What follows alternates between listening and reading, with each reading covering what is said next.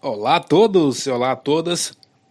Damos início aqui à nossa aula número 2 do nosso curso em vídeo, curso de redação para a banca Sebrasp. Pessoal, hoje nós vamos falar sobre a introdução. Como fazer uma boa introdução em redações da banca CESP. Pode parecer algo banal, mas num contexto de uma redação da banca CESP, a introdução possui sim uma grande relevância se for bem escrita. Da mesma forma que se for mal escrita, ela gera um desequilíbrio, nós vamos ver isso hoje aqui na aula, ela gera um grande desequilíbrio no que se refere à estrutura, à coerência, à progressividade textual. Então, se você já leu o e-book, você vai ver lá, você viu, né? Nós falamos, tem um tópico que nós falamos somente sobre progressividade textual, sobre coesão e coerência. O CESP gosta muito de cobrar de analisar, na verdade, esse aspecto, essa característica de uma boa redação, uma boa progressividade textual. E a introdução possui esse papel de amarrar as partes do texto, de anunciar o que o candidato quer falar. Então, uma boa introdução diz muito sobre uma boa contextualização. Então, eu vou falar hoje sobre o que nós vamos falar hoje, o que nós vamos aprender hoje, pessoal, nessa aula 2. Características de uma boa introdução e técnica de paráfrase. Então, vamos ver aqui um slide em que eu mostro as características de uma boa introdução. Então, elementos de uma boa introdução. Inicialmente, veja só. Uma boa introdução é uma fotografia do tema e dos aspectos. Então, o que é uma fotografia? É uma imagem que reflete um fato, um acontecimento, um momento. Então, a introdução é uma fotografia, ela reflete exatamente o que está lá no tema, aquela frase maior que o CESP coloca no tema geral, e nos aspectos. Então, a introdução retoma, por meio de palavras-chave, um pouco de cada aspecto e do tema. Então, a redação, a introdução é uma fotografia daquilo lá. Se você não entendeu ainda, fique tranquilo, eu vou mostrar daqui a pouco vários exemplos de como se fazer uma boa introdução, de como ela é uma fotografia. Ainda, a introdução deve ser curta, pessoal, não adianta, aquilo que eu sempre falo para vocês. A introdução tem um papel importante nesse aspecto da progressividade, mas ela não pontua de forma direta, como, por exemplo, o aspecto 1, aspecto 2, aspecto 3. Não pontua, mas a banca avalia uma boa introdução naquele aspecto lá, apresentação e estrutura, tá bom? Então, faça ela pequena, de 4 a 5 linhas no máximo, uma introdução curta, objetiva. Você tem que ir direto ao ponto, sem enrolação. Eu vejo muita gente enrolando demais na introdução, falando coisas que não tem nada a ver, falando coisas que a banca não pede e acaba perdendo muitas linhas e perdendo linhas que poderiam ali ser utilizadas para o desenvolvimento dos quesitos. E, por fim, a tua introdução precisa ter períodos curtos, ou seja, frases muito longas, sei lá, uma frase inteira, um período inteiro com 3 linhas, não são muito bem-vindas em introduções do CESP. Então, no máximo, o período de uma linha e meia, no máximo ali, já bota o ponto, ou períodos que tem uma boa amarração com vírgulas, com ponto e vírgula, enfim. Então, períodos curtos são muito bem-vindos em introdução do CESP, introduções do CESP, né? Pessoal, vamos ver aqui agora um exemplo de o que não fazer, né? Então, peguei aqui um tema de uma redação recente da banca. Veja, a banca, nessa prova, ela não traz aquele tema geral, que é aquela frase lá em negrito que ela coloca com letras de caixa alta. Você pode observar essa prova do MP do Ceará de analista. Você pode pegar essa prova e baixar, você não vai encontrar o tema. Tem só os textos de apoio e os aspectos. Tá? Por que a banca não colocou? Não sei. Fugiu da regra. A regra é ter um tema geral e aspectos. Aqui ela não colocou tema geral. Ela colocou só os aspectos. Então, o aspecto 1 fala da remissão da pena pela leitura como forma de ressocialização. 2. A importância da leitura como forma de reorganização da visão de mundo do detento. E 3. Possibilidades e desafios da implementação de projetos de leitura no sistema prisional brasileiro. Então, basicamente, a redação tratou sobre a remissão da pena pela leitura. Então, veja, tem 3 itens e a tua introdução, em tese, necessitaria ser uma fotografia desses 3 itens. Então, como foi que o candidato fez? Então, trouxe um exemplo real de um candidato do que não fazer. Ou seja, a partir da visualização de como não fazer uma introdução, nós vamos ingressando nesse mundo de uma boa introdução. Vamos ver o que não fazer numa introdução. O que esse candidato fez que eu não recomendo? Primeiro, pode ver que ele usa 11 linhas, tá? 11 linhas, ó, para começar o texto. O que foi que eu acabei de falar? Introdução curta, de no máximo 4 ou 5 linhas. Então, ó, 11 linhas, cara, muita coisa. Aí vamos voltar aqui, vamos ler a introdução dele para você ver aonde eu quero chegar.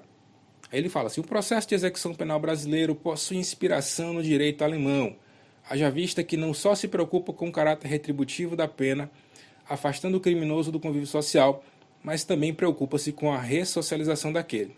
Ponto. Te pergunto, a banca pediu para ele falar a origem a origem do processo de execução penal brasileiro? Em algum momento aqui, a banca pediu para ele falar da origem da execução penal no Brasil? Não. Então, é encher linguiça, não, sabe? É o que eu falo, vai direto ao ponto. Direto ao ponto, seja direto, objetivo. Então, a banca não pediu, mas ele colocou. Então, cuidado com isso, tá bom? Aí vamos lá. Nesse sentido, a norma penal visa implementar políticas criminais de modo que, ao sair do cárcere, o egresso não volte a delinquir. Ponto. Até agora, eu pergunto para você, até aqui nessa linha 5, ele retomou alguma palavra que está aqui, ó. Alguma palavra que está aqui? Tá? Nenhuma vez. Ele não retoma nenhuma palavra que está aqui. No máximo, a ressocialização, tá vendo aqui que ele colocou? Isso aqui, ó. No máximo, uma palavra ele retomou. Então, ele usou 5 linhas para retomar uma palavra-chave. Tá? Então, vai gravando aí. Aí, tal. Nessa levada, a Lei de Execuções Penais trouxe alguns institutos jurídicos voltados a este fim, sendo um deles a remissão. Originalmente, a norma tratava de 2 formas de remissão, pelo trabalho ou pelo estudo. Posteriormente, após algumas pressões da Defensoria Pública, o Supremo Tribunal Federal reconheceu a possibilidade de remissão pela leitura. Ó, só na linha 9 é que ele veio retomar a palavra, ó, remissão, leitura, né, a forma de remissão. Aí ele continua. Após a célebre decisão, o Conselho Nacional de Justiça regulamentou tal possibilidade e, como o direito penitenciário está no âmbito da legislação concorrente, vários estados regulamentaram o Instituto, incluindo o estado do Ceará. Veja, tudo que ele falou aqui tá certo, tá ok, do ponto de vista técnico.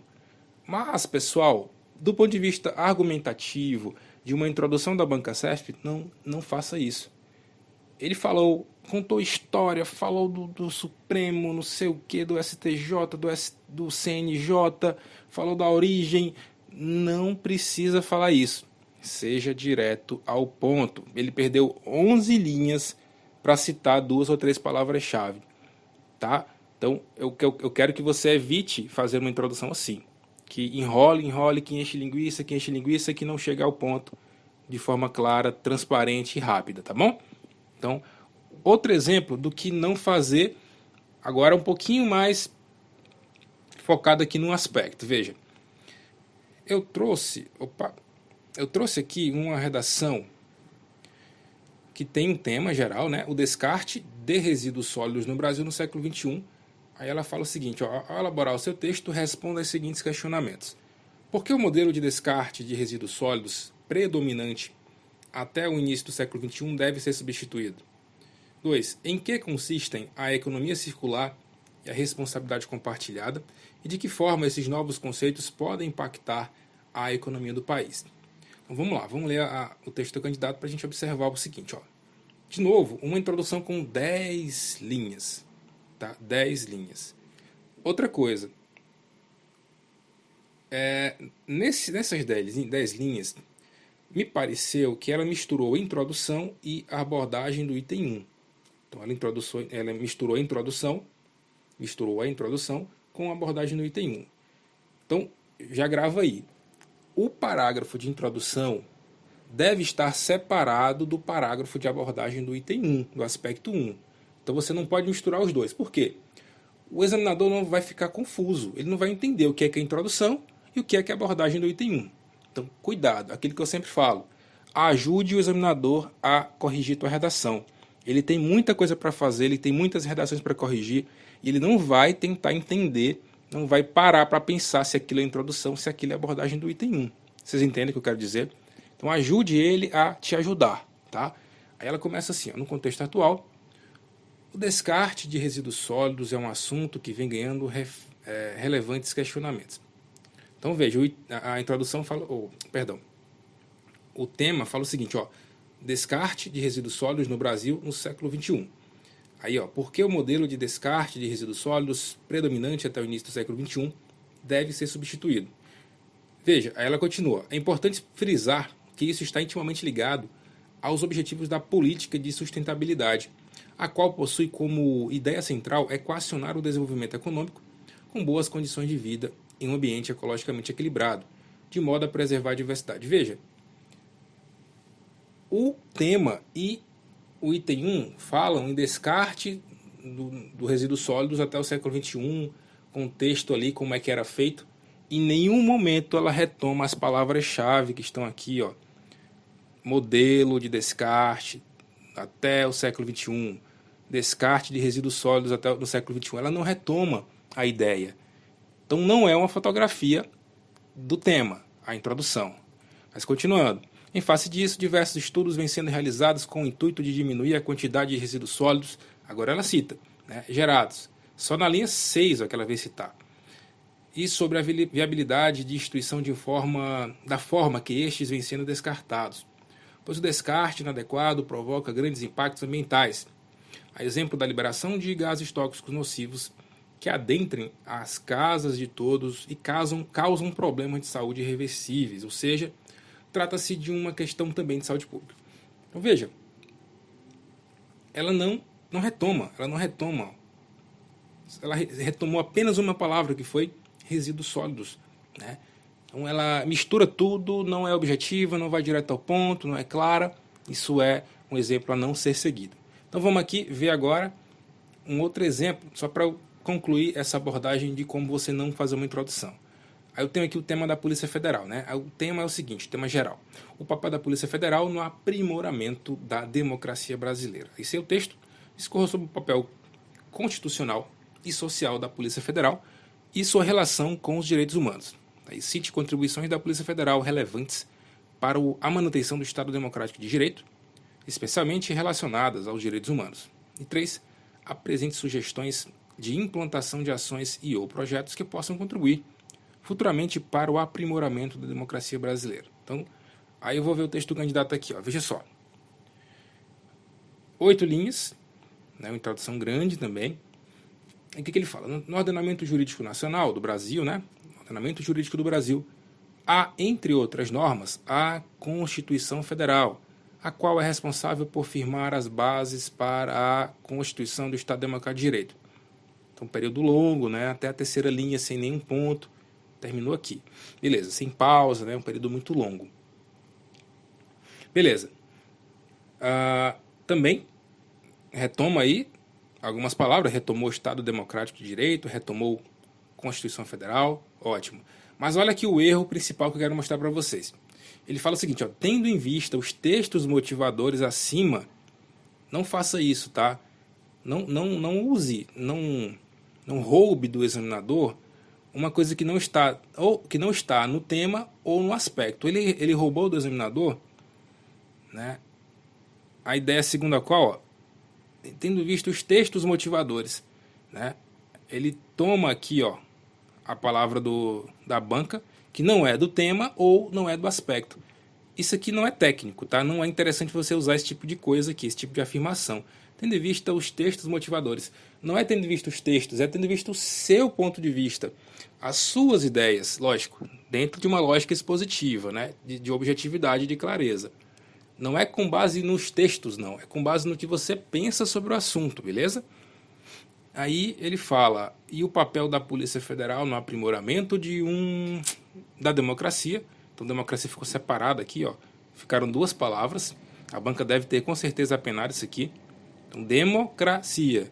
Fazem-se necessários alguns apontamentos sobre esse órgão no que tange a sua contribuição para a garantia de direitos, em especial direitos humanos e da ordem social e constitucional. Veja que aqui ele já faz sim retomadas interessantes, mas essa estratégia de falar isso aqui, ó, tendo em vista os textos motivadores, deu uma quebrada, né? Ficou estranho para quem está corrigindo. Então, só mais um exemplo para você não seguir, tá? Agora eu vou mostrar para vocês o poder das palavras-chave e exemplos de o que fazer realmente numa redação, numa introdução da banca CESP. Então vamos ver aqui, pessoal. Quando eu falo em poder das palavras-chave, eu digo que é a forma mais correta de você fazer uma introdução em redação do CESP. Então vou citar um exemplo aqui de uma redação, né, real de um candidato que fez uma boa introdução. Então o tema geral era a segurança dos usuários da internet depende tanto da legislação quanto do cuidado individual. Aí, ao elaborar seu texto, aborde os seguintes aspectos. 1. O contexto atual de uso cotidiano da internet por milhões de usuários e disposição de dados na internet. 2. A necessidade de legislação relacionada à privacidade na internet. E 3. A necessidade de os cidadãos usarem de modo consciente e seguro a internet. Se quiser pausar o vídeo para você observar melhor as palavras-chave, tá? Porque eu vou mostrar agora como a candidata escreveu e como ela retomou de forma inteligente as principais palavras-chave, tanto do tema quanto dos aspectos. Então vamos lá. Então eu coloquei aqui, ó. Ela fez uma introdução em 4 linhas, né? E ela retomou em cada linha palavras-chave. Então, ó, a segurança dos usuários da internet tem preocupado crescentemente a sociedade. Então, ó, a segurança dos usuários, ela não é uma palavra-chave, ó. Tá aqui, ó, no tema, a segurança dos usuários. Então ela retomou lá, né? Tem preocupado crescentemente a sociedade. Aí veja, nesse sentido, é importante analisar o contexto atual. De novo, outra palavra-chave, ó, contexto atual. Onde é que está? Aqui, ó, no item 1, ó, contexto atual, né? De uso cotidiano da internet, ó, uso cotidiano também está aqui no item 1, ó, né? Uso cotidiano. E de exposição de dados na rede, também está no item 1 aqui, ó, tá no item 1. Basicamente ela transcreveu o que está lá no item 1. Isso é correto, não tem problema, tá? Isso é paráfrase, tá bom? Ou paráfrase é apenas uma colagem também, não tem problema. O importante é você estruturar a introdução com base no que está lá. Aí continua. Bem como as necessidades de legislação, né, relacionada à privacidade. Tem ou não tem essa palavra-chave? Necessidade de legislação relacionada à privacidade. Está lá. Ela traz de volta, né, nela, e de os cidadãos usarem, né, de modo consciente e seguro. Tem ou não tem essa palavra-chave? Necessidade dos cidadãos usarem de modo consciente e seguro. Então, ela apenas contextualizou as palavras-chave do tema e do enunciado.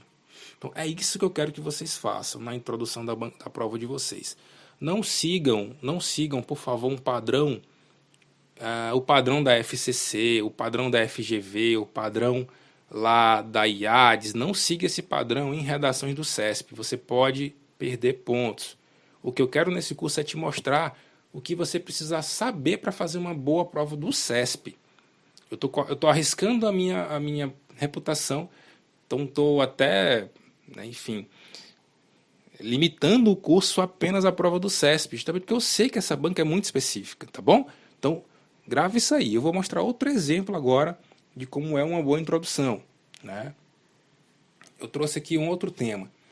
Importância da preservação do patrimônio histórico para o desenvolvimento econômico da sociedade brasileira. Todos esses temas aqui são de provas anteriores do CESP, tá? Aí aborde a importância de se preservar o patrimônio histórico e cultural da sociedade brasileira. 2. Discuta a questão do patrimônio histórico e cultural como fomentador do desenvolvimento da economia brasileira. E 3. Apresente um caso bem-sucedido em que a preservação do patrimônio tenha proporcionado o desenvolvimento de determinada região brasileira. Então vamos lá, vamos ver aqui a introdução que eu fiz. Então, o patrimônio histórico, eu coloquei em vermelho as palavras-chave, né? O patrimônio histórico brasileiro possui especial importância para o desenvolvimento econômico nacional. Veja, ó, patrimônio histórico, desenvolvimento econômico, né? Assim, sua preservação, de novo, a preservação está onde? Aqui, ó, tá aqui, ó, preservação. É elemento fomentador da economia. Economia também está aqui, ó.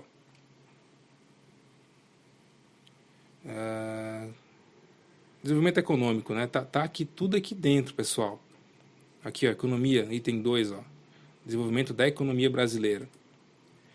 Proporcionando progresso de determinadas regiões, ó. Aqui, ó, regiões, tá tudo certo, é paráfrase, né?